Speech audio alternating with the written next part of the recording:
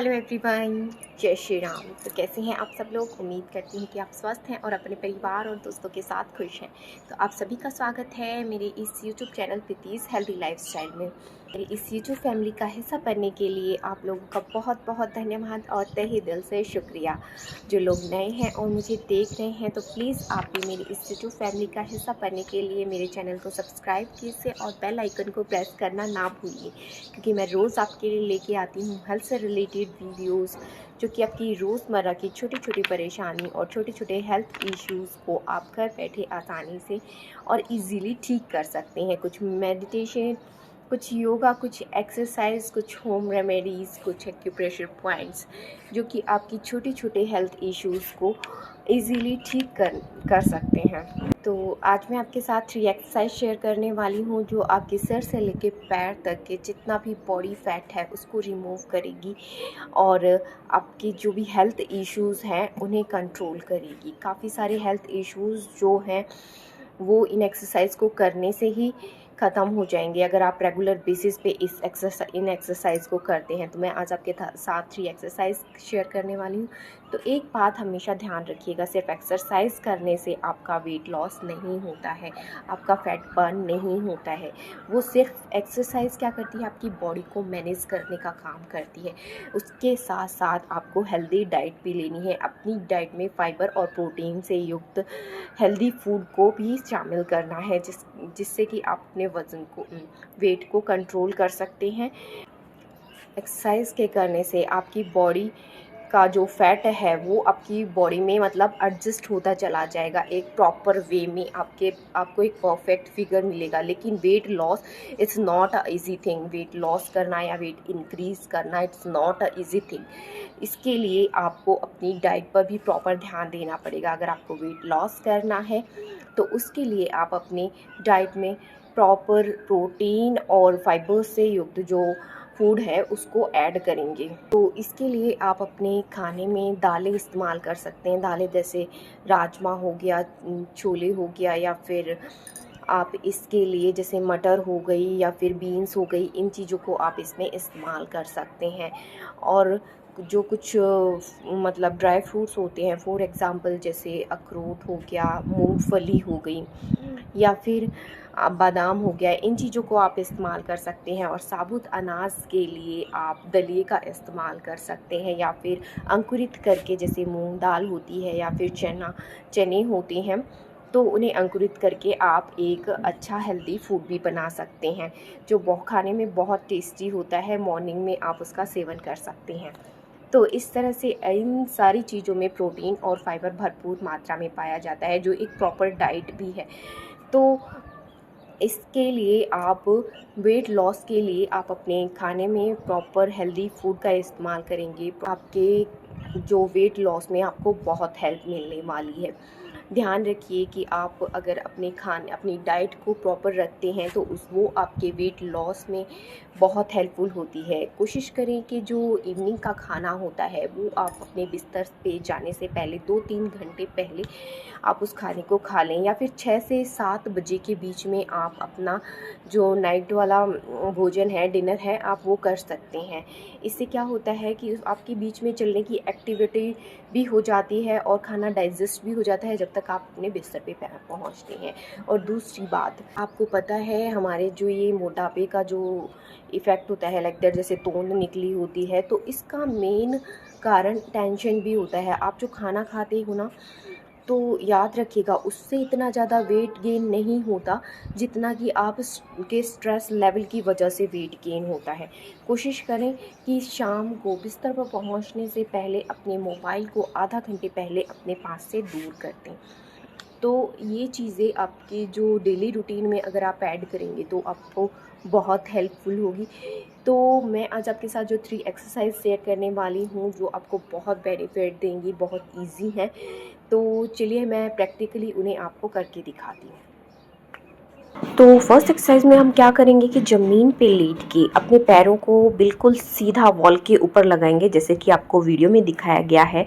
फिर पैरों को आउटवर्ड साइड मतलब बाहर की तरफ खोलेंगे जितना आप खोल सकते हैं, और 5 सेकेंड होल्ड करने के बाद वापस अपने पैरों को अंदर की तरफ उसी पोजीशन में लेके आएंगे।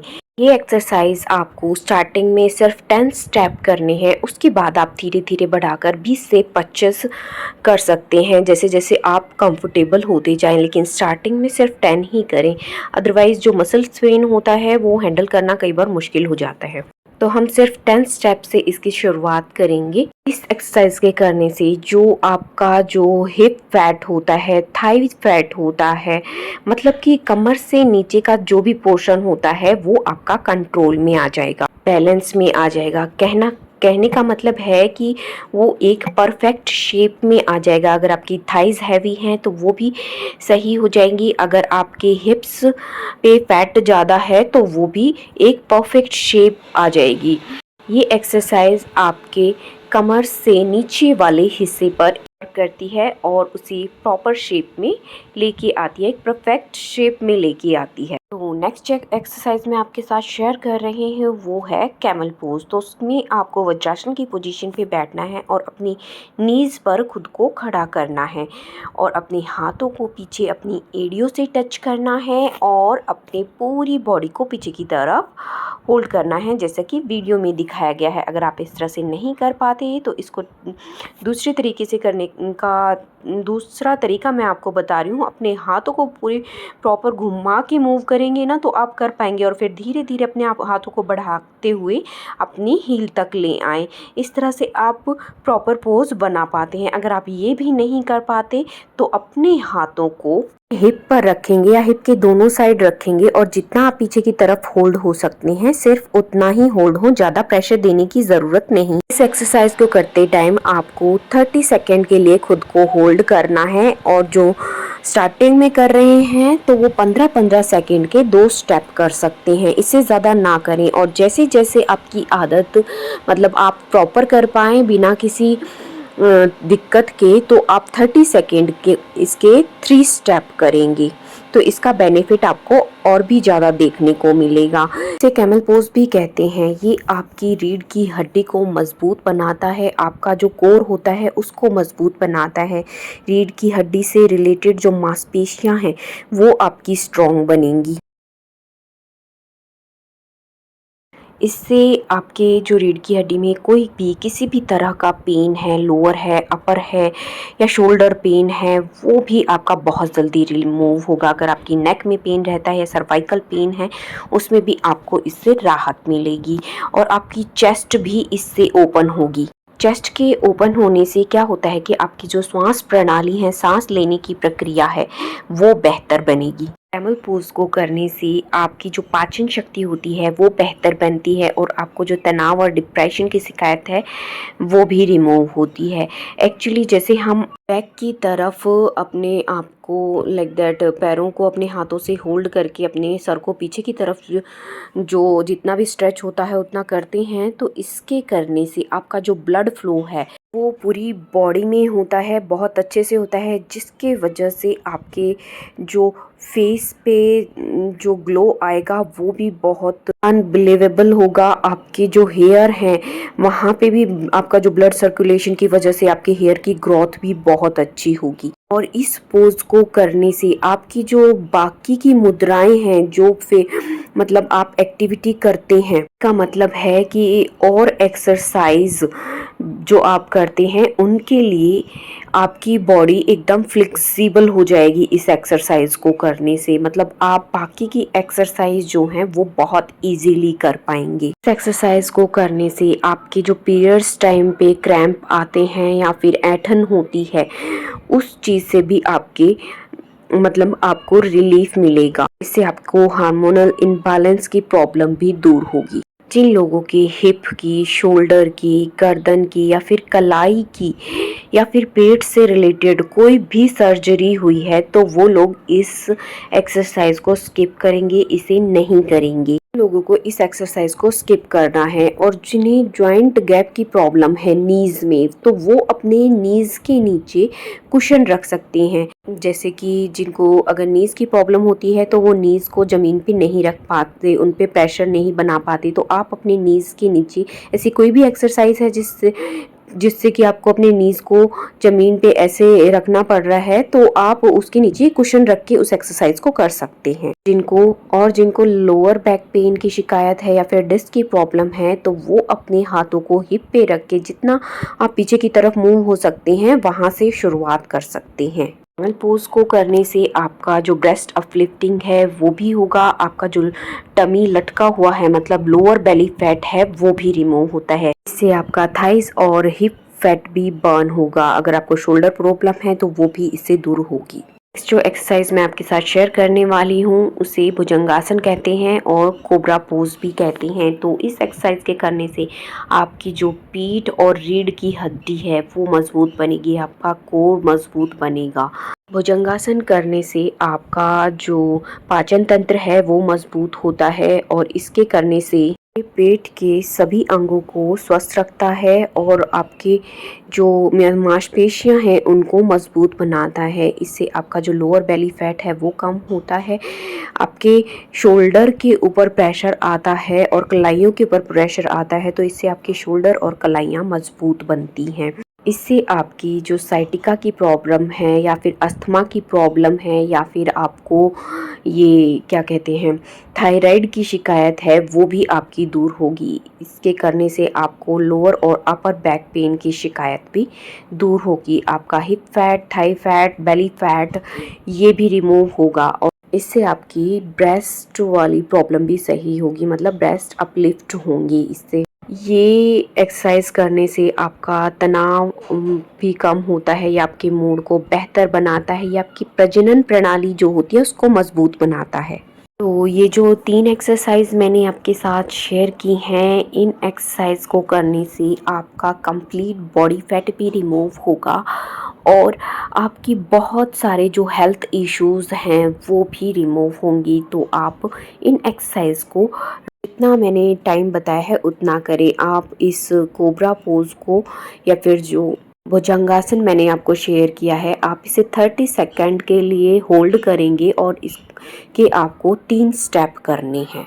तो इस तरह से आप ये तीनों एक्सरसाइज 5 से 7 मिनट के अंदर कंप्लीट कर सकते हैं।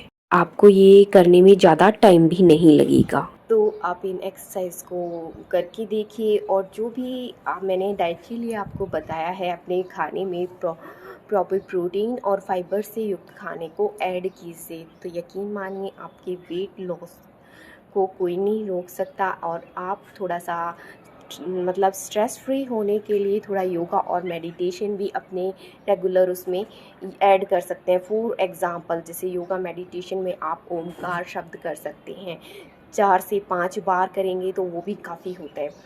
तो उसके बाद आप अनुलोम विलोम कर सकते हैं 5-5 मिनट के लिए अगर आप प्रॉपर करना चाहें।